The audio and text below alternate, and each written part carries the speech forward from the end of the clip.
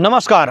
अंकिता भंडारी के मामले में सीबीआई की धमाकेदार एंट्री। जी हाँ साहब, आप लोग बहुत दिन से मांग कर रहे थे कि सीबीआई की जांच होनी चाहिए, क्योंकि अंकिता के मामले में एसआईटी निरंकुश साबित हुई, एसआईटी निरर्थक साबित हुई।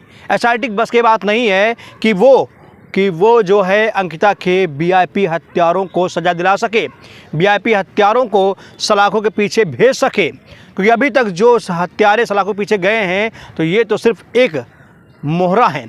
असली खिलाड़ी अभी जेल से बाहर है, असली मास्टरमाइंड, असली देह व्यापारी अभी जेल से बाहर है और उसी को दबोचने के लिए सीबीआई की ज़रूरत है।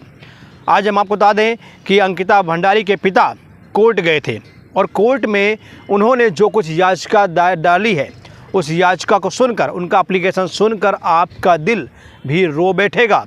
हम लोग जो बातें कहते हैं ना साहब, हमसे ज़्यादा दर्द अंकिता के पिताजी को है। उनको सच्चाई पता है कि उनके साथ किस प्रकार से जाति की जा रही है, उनके साथ धोखा किया जा रहा है।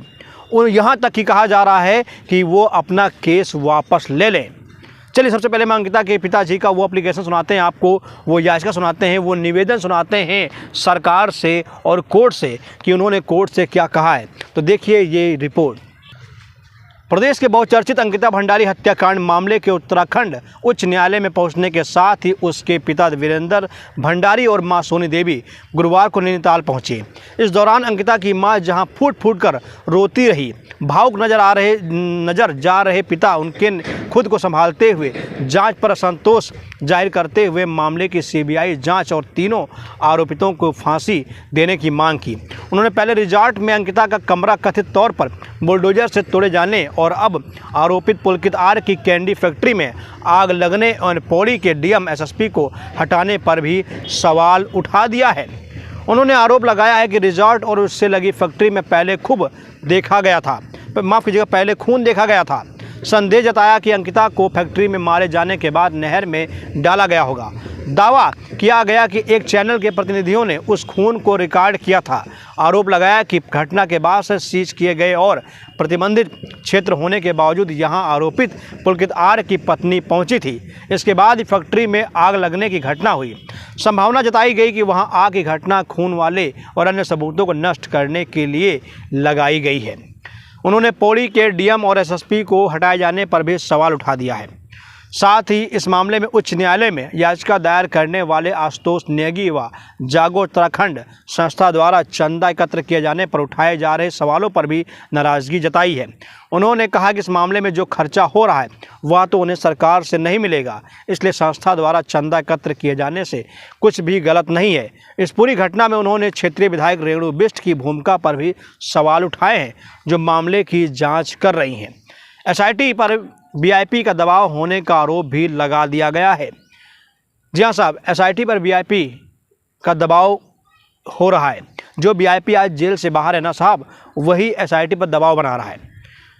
तो आप देख रहे हैं कि इस प्रकार से बाहर खेल हो रहा है। पूरा मामला अंकिता के पिता, अंकिता की माँ जानती हैं कि उनके साथ क्या हो रहा है, कितनी जाति हो रही है, और अंकिता के पिता को पता है कि इस केस में कुछ होने वाला नहीं है। सिर्फ टाइम पास किया जा रहा है, बस सिर्फ और सिर्फ टाइम पास किया जा रहा है। ये लड़ाई अंकिता भंडारी की नहीं, ये लड़ाई है देश की बेटियों की, क्योंकि अंकिता अब इस दुनिया में नहीं है, लेकिन अंकिता जैसी बहुत सारी बेटियां घर से बाहर नौकरी करने के लिए जाती हैं, घर से बाहर वो रहती हैं। अगर ये हैवान जिंदा रहेंगे, ऐसे हैवान बाहर रहेंगे, तो फिर कोई बेटी बाहर नौकरी करने के लिए नहीं जाएगी, फिर कोई बाप अपनी बेटी को बाहर नौकरी के लिए नहीं भेजेगा। इसलिए हमारी लड़ाई अंकिता भंडारी के साथ न्याय दिलाने के साथ साथ इन हैवानों के खिलाफ भी होनी चाहिए, इन जैसे रिजॉर्टों के खिलाफ होनी चाहिए, जहां रिजॉर्ट में सिर्फ और देह व्यापार होता है।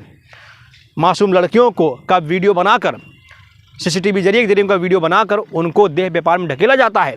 इस रिजॉर्ट में यही होता था। जो यहाँ पर गेस्ट आते थे, जो यहाँ पर लड़कियाँ नौकरी के लिए आती थी, उनका वीडियो बनाया जाता था और उनको देह व्यापार में ढकेला जाता था। ये कड़वी सच्चाई है। हम चाहेंगे कि आप हमारे इस मुहिम से जुड़िए। बहुत बहुत धन्यवाद।